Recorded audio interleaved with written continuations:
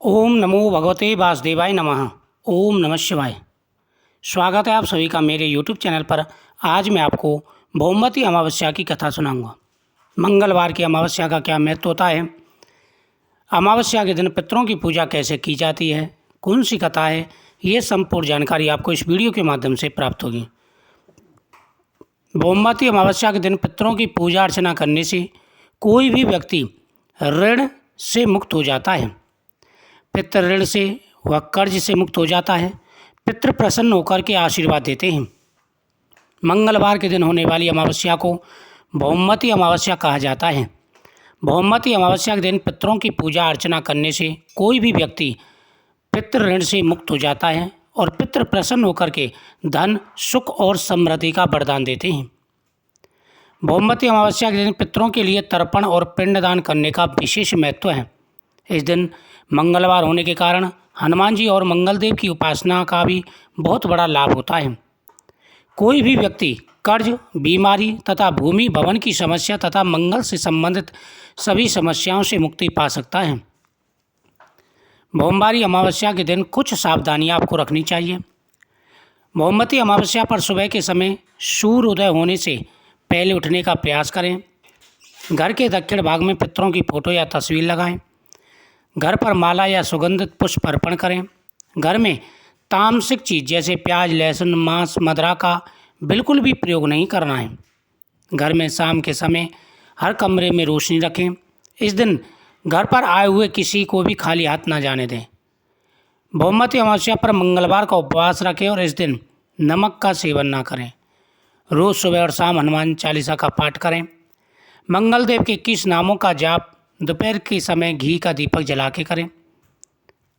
भौमवती अमावस्या के दिन सुबह सूर्योदय होने से पहले उठें। स्नान करके हल्के रंग के साफ वस्त्र पहनें। एक स्टील के लोटे में कच्चा दूध, काला तिल, गंगाजल, 2 लौंग, मिश्री तथा सुगंधित पुष्प डालें।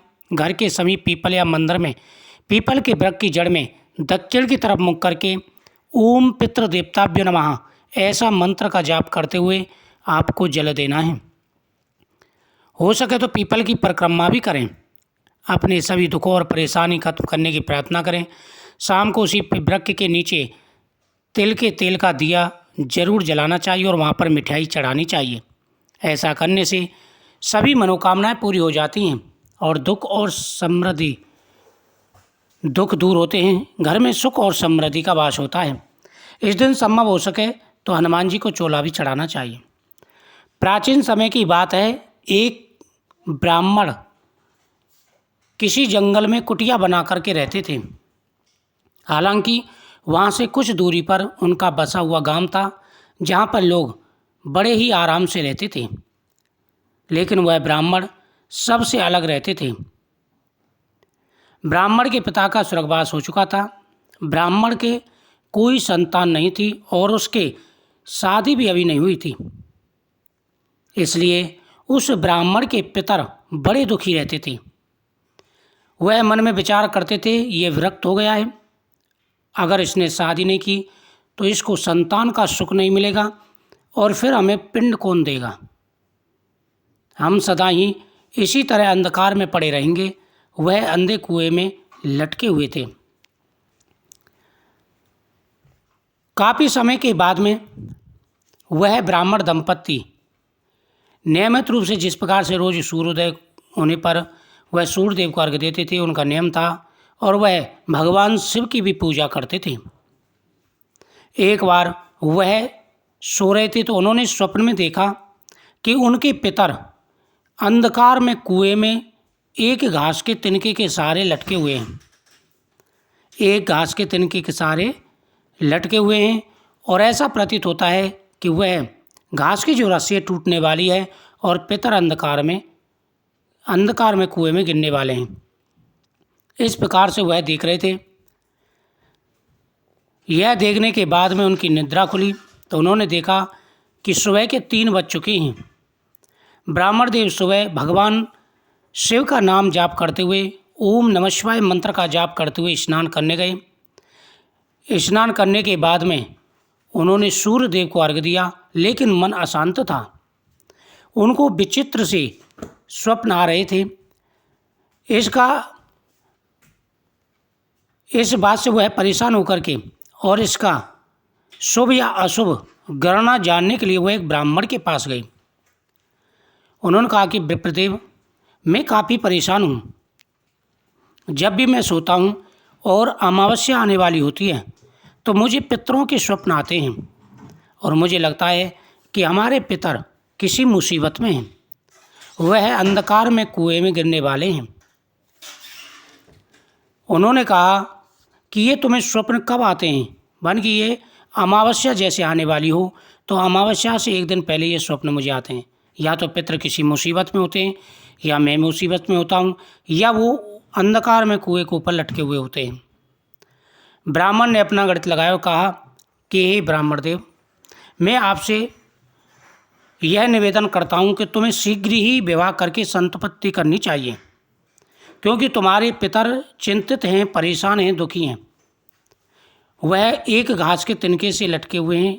तुम्हारी मृत्यु के बाद में जैसे तुम्हारा समय पूरा हो जाएगा, तुम शरीर त्याग के जाओगे, तुम्हारी मृत्यु के बाद में तुमको भी वहीं लटकना पड़ेगा और उसके बाद में वह घास का जो तंतु है वो भी टूट जाएगा और तुम अपने पितरों के साथ सदा के लिए नरक में चले जाओगे। क्योंकि इस संसार में व्यक्ति पितृ ऋण का 2 भागीदार होता है। उसके ऊपर 3 ऋण होते हैं, देव ऋण, ऋषि ऋण और पितृ ऋण। जब तक व्यक्ति शादी करने के बाद में संतुत्पत्ति नहीं करता वह पितृ ऋण में रहता है और पितृ ऋण से जब तक मुक्त ना हो उसकी मुक्ति नहीं होती, साथ ही उसके पितर भी दुख में रहते हैं। जब इंसान ग्रस्त जीवन में प्रवेश करता है तभी वह तीनों दोषों से मुक्त हो पाता है। इसलिए हे ब्राह्मण देव, तुम्हें शीघ्र ही विवाह करना चाहिए, तभी तुम इस दुख से मुक्त हो सकते हो। ब्राह्मण ने व्रत ले रखा था, घर आकर के बड़ा परेशान हुआ। उसने कुटिया त्यागी और वापस अपने गांव में गया। अपने परिवार वालों को उन्होंने ब्राह्मण देव ने यह समाचार सुनाया और ब्राह्मण की एक कन्या से उन ब्राह्मण देव का विवाह हुआ। विवाह होने के बाद में काफ़ी समय व्यतीत हो गया लेकिन उनको कोई संतान नहीं हुई। बड़े दुखी रहते थे कि मेरा विवाह भी हो गया लेकिन मुझे कोई संतान नहीं है।